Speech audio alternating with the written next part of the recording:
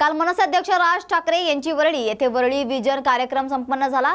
दरम्यान वरळीकरांशी थेट संवाद साधून जनतेच्या अडचणी राज ठाकरे यांनी जाणून घेण्याचा प्रयत्न केला। तर असा उपक्रम देखील त्यांनी यावेळी राबवलाय।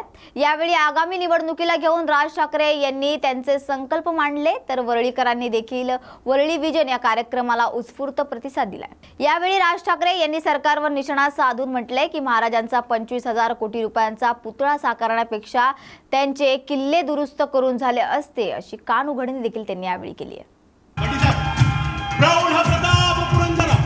क्षत्रिय कुलावतंस राजाधिराज शिवछत्रपती शिवाजी महाराज की परमपूज्य डॉक्टर बाबासाहेब आंबेडकरांचा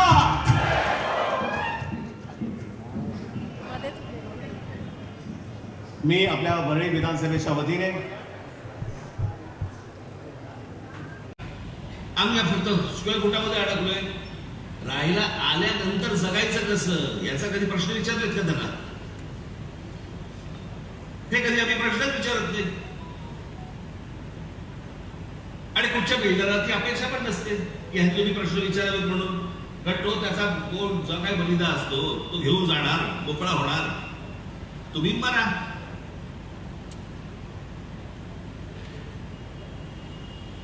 आम्हीच प्रश्न विचारत नाही होत।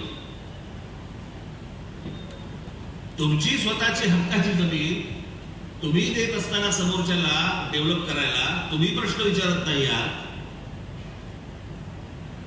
सुरुवातीला येऊन गोड गोड बोलून जातात, त्यातले काही अर्धे इतर ठिकाणी जातात, अर्धे या ठिकाणी जातात आणि हेच त्या लोकांना हवं असतं। बिल्डर सारख्या नावाच्या जे काही अवलादी असतात ना, त्यांना हेच हवं असतं। जेवढी तुमच्यात फूट पडेल तेवढी त्यांना अपेक्षितच असते आणि त्याच्यामध्ये मग काय राजकारणी तर आहेतच बसलेले सगळेजण।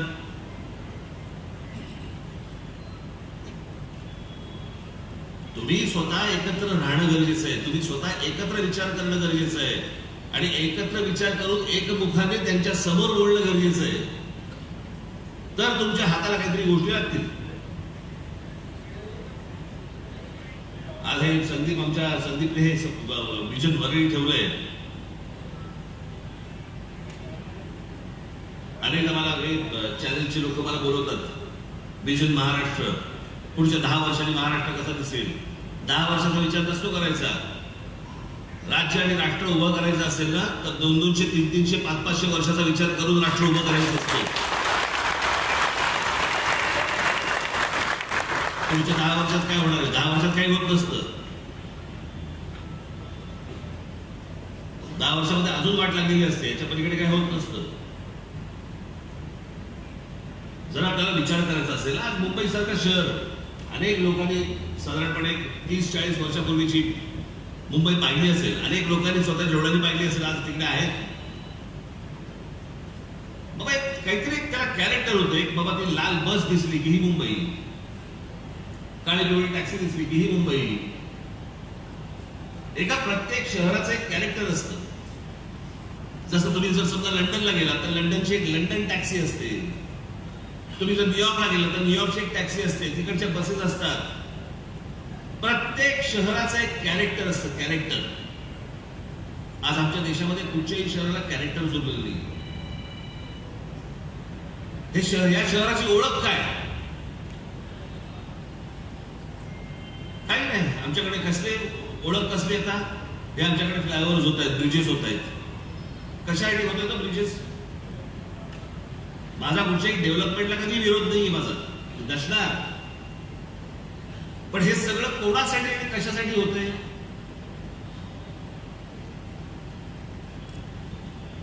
हे आता आगगावाला बसलेच आहे तिकडे, कारण मूळ विषय समजून घ्यायचाच नाही आमच्याकडे।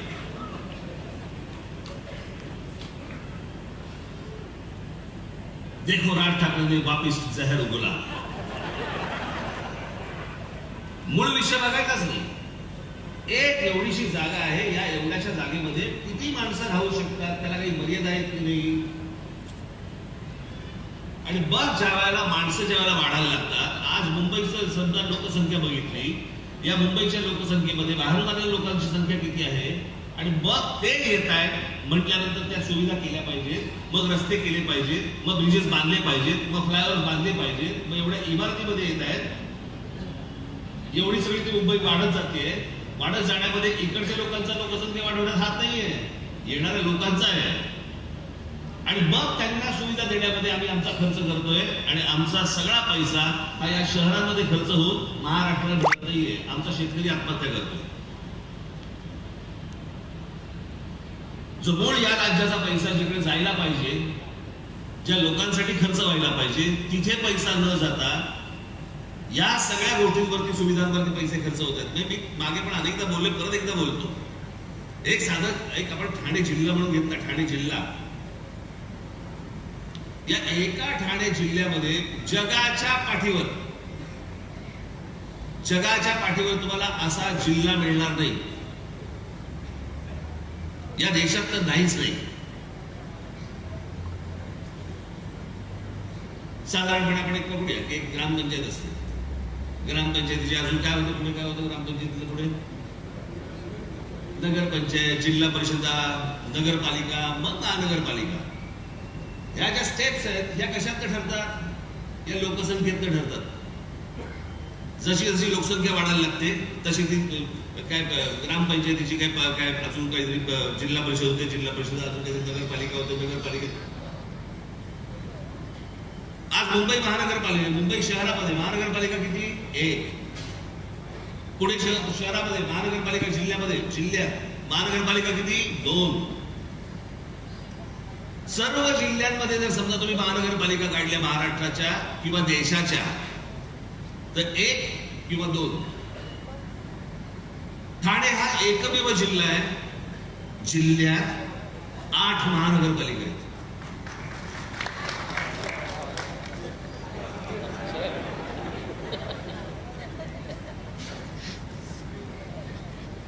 तीच टाळी एकदा आपण गालावर वाजून घेऊ. 8 महानगरपालिका. ठाणे जिल्ह्यातल्या लोकांनी लोकसंख्या वाढवली नाही. तुम्ही जर सेन्सेक्स पाहिला, त्या सगळ्या गोष्टी जर नीट पाहिल्या तर तुमच्या अशा गोष्ट लक्षात येईल की बाहेरच्या राज्यांमध्ये येणाऱ्या लोकांची सर्वाधिक लोकसंख्या ही ठाणे जिल्ह्यात उतरली जाते. मग ती मुंबईमध्ये येते, मग ती पुण्यामध्ये जाते, पण पहिली येते ती ठाणे जिल्ह्यामध्ये येते. कुठून आणणार सुविधा? या सगळ्या शहरांमध्ये हे सगळे पैसे खर्च होत आहेत.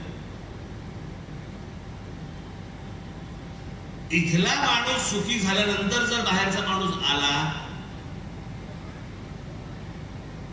तर समजून घेऊ आम्ही, सांभाळून घेऊ आम्ही. पण इथला माणूस पहिल्यांदा बेघर होतोय आणि बाहेरच्यांना पण आम्ही कडेवरती घ्यायचं, हे कसं शक्य होईल?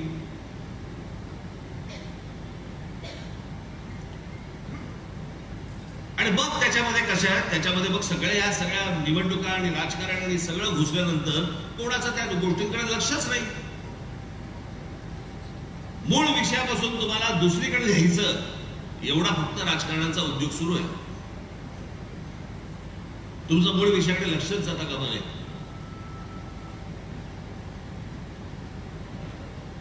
आता हे सत्ताधारी असतील नाही तर विरोधी पक्ष असतील. मी त्याची एक यादीच वाचून दाखवली होती. आता एक आपल्या बदलापूरला एक बलात्काराचं, लहान मुलीवरचं बलात्काराचं प्रकरण झालं. आपल्याच लोकांनी बाहेर काढलं. ते तिथं बाहेरच नसतं आलं.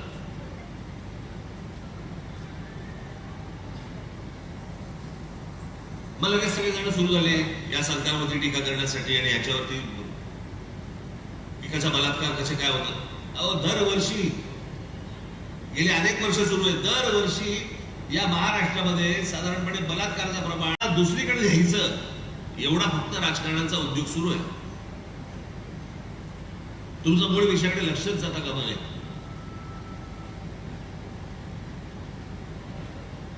आता हे सत्ताधारी असतील नाही तर विरोधी पक्ष असतील.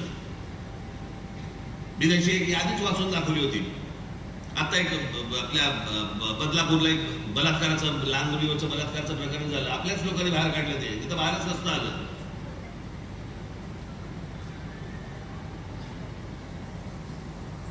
मग लगेच सगळे जण सुरू झाले या सरकारवरती टीका करण्यासाठी आणि याच्यावरती पिकाचा बलात्कार कसे काय होतं. अहो, दरवर्षी गेले अनेक वर्ष सुरू आहे. दरवर्षी या महाराष्ट्रामध्ये साधारणपणे बलात्काराचं प्रमाण दरवर्षी 3,000 ते 4,000 हजार आहे. एक काय घेऊन बसलाय तुम्ही? आणि हा गव्हर्नमेंटचा आकडा सांगतोय मी, सरकारी आकडा सांगतोय मी. त्या दिवशी नागपूरच्या पत्रकार परिषदेमध्ये मी वाचून दाखवले ते आकडे सगळे.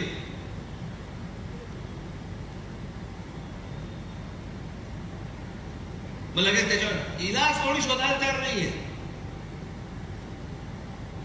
यांच्या सरकारमध्ये झालं की हे बोंब मारायला तयार, यांच्या सरकारमध्ये झालं की हे बोंब मारायला तयार.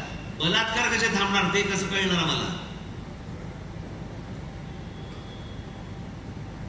शाळांच्या विश्वासावरती लहान लहान मुली पाठवायच्या आणि त्याच्या नशिबी हे येणार.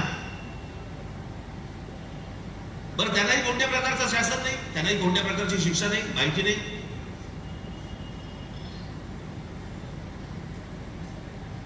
याचं कारण तुम्हाला फक्त भरकटवत राहायचं, भरकटवत. मागे तो एक विषय काढला होता, अरबी समुद्रामध्ये छत्रपती शिवाजी महाराजांचा पुतळा.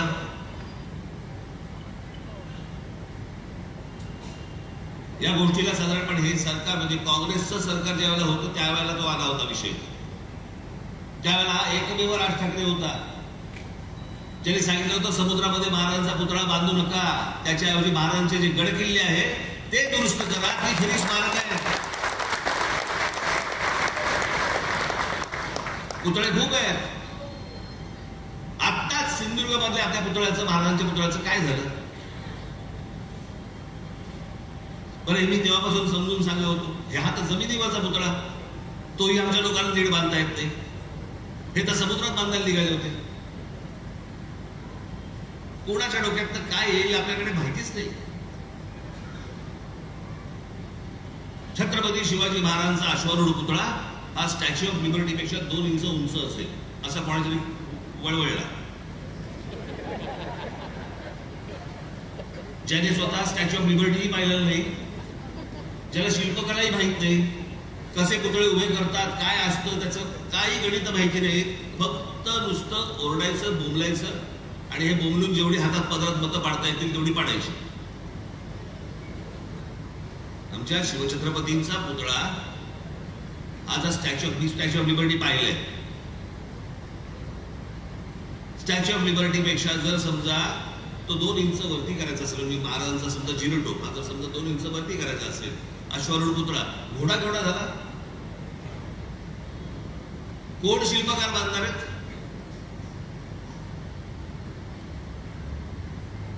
आणि ती जर जमीन समजा तुम्हाला समुद्रात बांधायचा असेल तो पुतळा, तर त्याच्यासाठी ती जमीन, ज्याला आपण रेक्लेम करणं म्हणतो ना आपण, भराव टाकणं, तो भराव टाकून ज्या प्रकारचं स्मारकाचं डिझाईन मी जे पाहिलं ते जर करायचं असेल तर त्या गोष्टीला किमान 20 ते 25 हजार कोटी रुपये लागतील. त्या 20 ते 25 हजार कोटी रुपयांमध्ये महाराजांचे जेवढे गड किल्ले आहेत ते किती चांगले होऊ शकतात मला जरा सांगा. भविष्यातल्या आपल्या येणाऱ्या पिढ्यांना आपण पुतळे दाखवायचे आहेत का महाराजांचा इतिहास दाखवायचा आहे?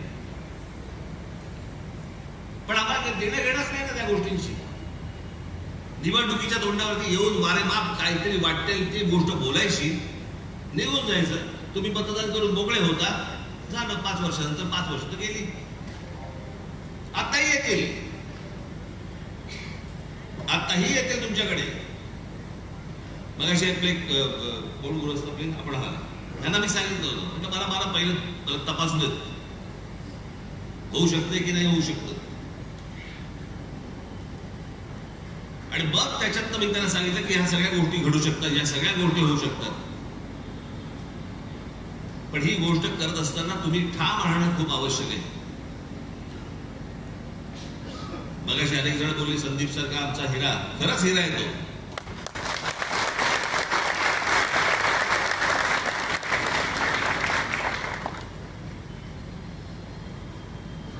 हे बाकीचे पण आहेत तसं.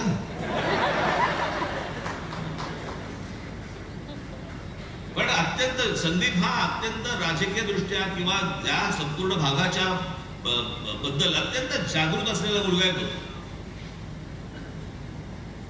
अत्यंत अभ्यासू आहे, विषयावरती बोलणार आहे.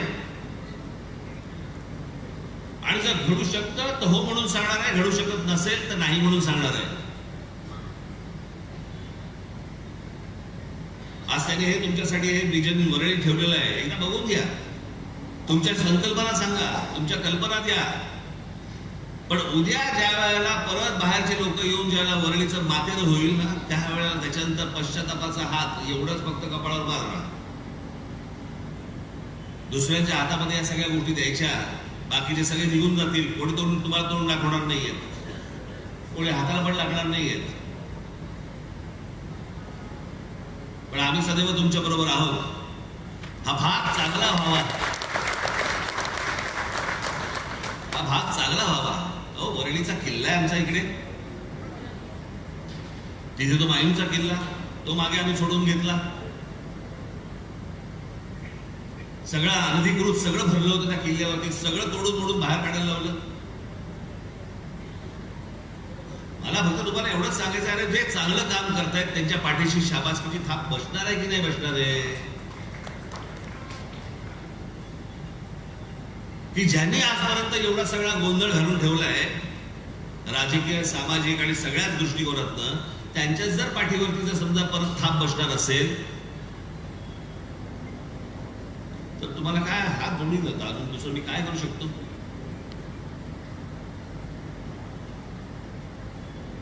कोण उपयोगाला येते आणि कोण उपयोगाला येत नाहीये एवढा फक्त विचार करा आणि पुढे जा. आज वरळीच्या या सर्व समस्या लवकरात लवकर सुटोत, त्यासाठी आमच्याकडनं जे काही प्रयत्न करण्यासारखे असतील एवढे प्रयत्न 100% आमच्याकडनं होणार म्हणून तुम्ही लक्षात ठेवा. हे तुमच्याशी राग ठाकरे बोलतोय, तिसरा कोणी माणूस बोलत नाहीये. जे माझ्याकडनं होणं शक्य आहे तेवढं आहे म्हणून समजा, आणि हे होत असतील तर मला गृहीतही धरा, एवढं आपल्याला सर्वांना सांगतो. आपल्या सर्वांची रजा घेतो आणि आज इथे जे काही वरळीचं काय प्रदर्शन इथे जे भरवलेलं आहे, आपल्या सूचना दिल्याशिवाय इथून कृपा करून जाऊ नका. आपल्या सूचना महत्वाच्या आहेत, त्या सूचना दिल्यानंतरच आपण बाहेर जावं एवढीच फक्त आपल्या सर्वांना विनंती करतो आणि आपल्या सर्वांची रजा घेतो. धन्यवाद. जय हिंद, जय महाराष्ट्र. न्यूज मराठी 24/7, नवा भारत नवा विचार.